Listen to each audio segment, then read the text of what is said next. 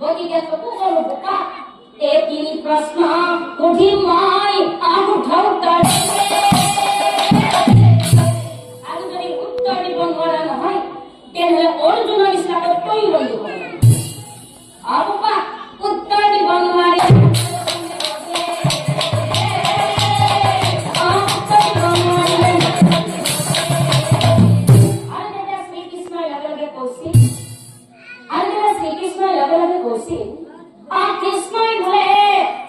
কৃষ্ণই বোলে কি প্ৰশ্ন সুধিবি তই তাৰ উত্তৰ আগতে তই সোধাৰ আগতে উত্তৰ দিম মই প্ৰথম প্ৰশ্ন এইটোৱেই আছেনে কোনে ক'ব পাৰিব বাৰু প্ৰথম প্ৰশ্নটো কি কৰিছিলে পানী বেছি এইকাৰণে সুধিছো যে আপোনালোকেও নামটো কিমান দূৰ গুৰুত্ব সহকাৰে চাইছে বা শুনিছে সেইকাৰণে মই প্ৰশ্নটো কৈছিলো ধন্যবাদ দাদা আপোনাকো ধন্যবাদ দিছো হয় প্ৰথম প্ৰশ্নটো কৰিছিলে যে এক বল পানীত নামি থাকিও সেই মানুহজনে কিয় পানী পানী বুলি চিঞৰি আছে নহয় জানো তেনেহলে এক নম্বৰ প্ৰশ্নৰ উত্তৰ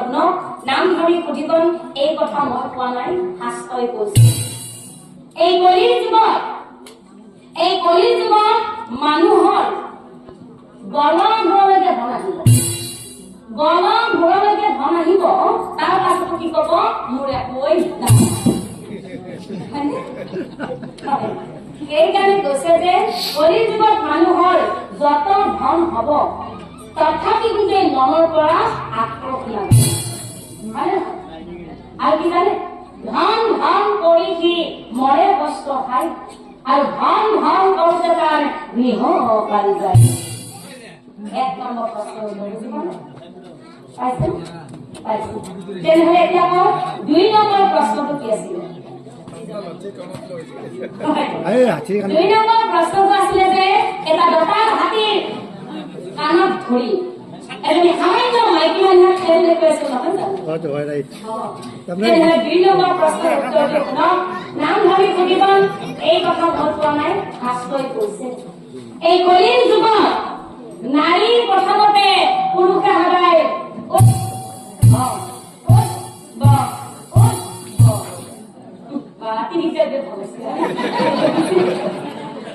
নাৰীৰ প্ৰথমতে পুৰুষে সদায় উঠা বহা কৰিব আৰু এদিন নাৰীয়ে গৈ ৰাজপাট সেইবিলাক সপোন নহয় দেই কিছুমান কিছুমান কিছুমান পুৰুষে নাৰীৰ প্ৰথমতে উঠা বহা কৰিব আৰু এদিন নাৰীয়ে গৈ ৰাজপাট লব এতিয়াতো সেইটোৱে হৈছে কেওফালে মাইকী মানুহে পতা কহেনে ইফালে গেলো তিৰিয়ে পতা ইফালে গেলো তিৰিয়ে পতা ইফালে গেলো তিৰিয়ে পতা